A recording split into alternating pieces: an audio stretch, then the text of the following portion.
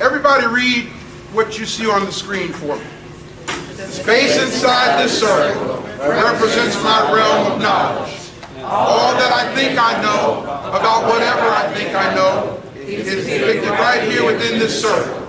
I must keep in mind that there's more to know than what is within the circumference of my awareness. Did y'all grab that? Yes. I start all of my lectures off with this. And the reason why I do that, brothers and sisters, is simply because I am a teacher. Did y'all hear what I said? Yes. Now, what does that mean? That means that when I stand up to talk, I am going to say something that you don't already know. Because if I only say what you already know, then I'm not teaching you anything. Got me?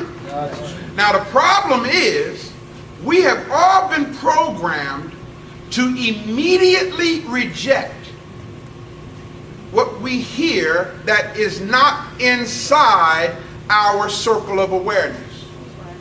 You follow what I'm saying? So, that's the reason for this. Because I know I'm going to say some stuff, and when I get ready to say something that I know is outside of your circumference of awareness, I'm going to say, hold that circle up. Hold that circle up. All right, so that so it kind of prepares you for what I'm about to say that you don't like. Like there is no Jesus.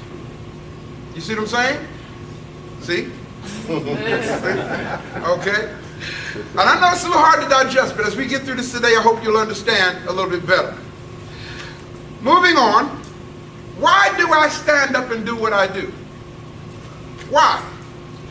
The whole reason why I get out the bed every day, the whole reason why I go on the air and talk to people all over the world every day, it's my life, is so that I can begin the process of undoing or reversing ideas and concepts that have been what?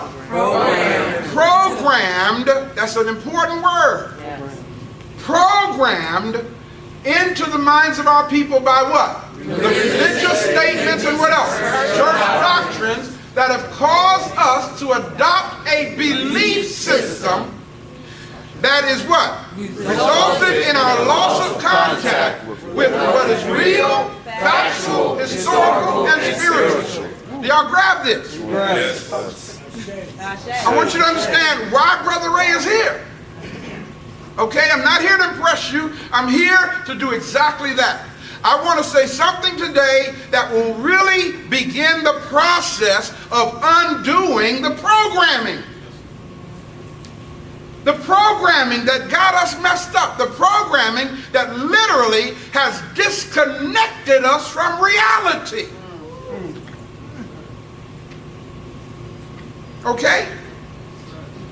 I got an email. I sent out an email blast just a couple of days ago. I was up to about 3 o'clock in the morning writing this thing. A young lady asked me to prove to her, she's been listening to Black Liberation Radio lately, she asked me to prove to her that Jesus never existed. Or that Moses never existed. See? And I sent this long email back trying to explain to her it is impossible to prove the non-existence of a thing. Think for me for a moment. If something never existed, how can I prove that it doesn't exist? So I told her, I said, let me reverse the challenge. Prove to me that they did exist. And I will pay all of your living expenses for the rest of your life. You see?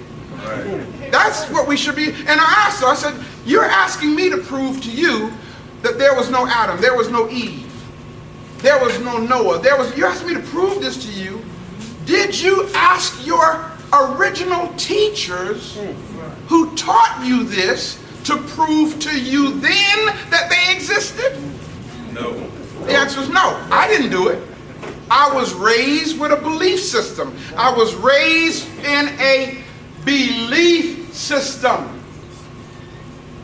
And I accepted it, I digested it, without ever verifying the existence of anybody I had been taught about. Can I get a witness? If you would be honest with me, you'd have to say, well, he is telling the truth now. Telling the He's truth. telling the truth, because that is right. We didn't stop to ask for proof. And we grew up believing it until somewhere in our psycho paradigm, it has become our reality. It has become our reality. That doesn't mean it's real, though. It simply means it's our reality. Am I making sense so far? Yes. Cool. So what's deep is when you honestly believe that a person raised somebody from the dead, or when you honestly believe that somebody took 2 fish, 5 loaves of bread, and fed over 5,000 people. Got me? When you honestly believe that somebody broke God's laws of nature and walked on water. Now trust me, I am a psychotherapist by profession. Okay? And what we call the manual we use for determining psycho illnesses. Diagnostic manual, thank you, brother. Okay, in there's a code that means if you believe something that is not in the context of fact and reality, you have a mental disorder. That's right. For example, if you believe that Rudolph the Red-Nosed Reindeer had a very shiny nose, and if you ever saw it, you wouldn't even say it glows. If you believe that, as an adult, something's wrong. You follow me? Because that's not with fact, real, and reality. It's not historical. Okay? Religion has done that to us. It has us believing stuff that's got us messed up as a people. Now y'all see why I have security. Now I know that's funny. Captain will bear witness to what I'm saying. Brother's been with me for a long time. Preachers are the ones who have threatened me. Y'all hear what I'm saying? Pastors are the ones who have said, we're going to stop you by any means necessary. And the only thing I've asked them to do is invalidate what I've said. I ain't selling drugs, man. I'm not a drug dealer. But they are. You're a drug dealer. Right? They're selling a drug called religion. Right. See? I'm not messing with nobody's child like some of them are. You see? I'm just trying to tell the truth. Exactly. So why do you, National Baptist Convention, want to shut me down?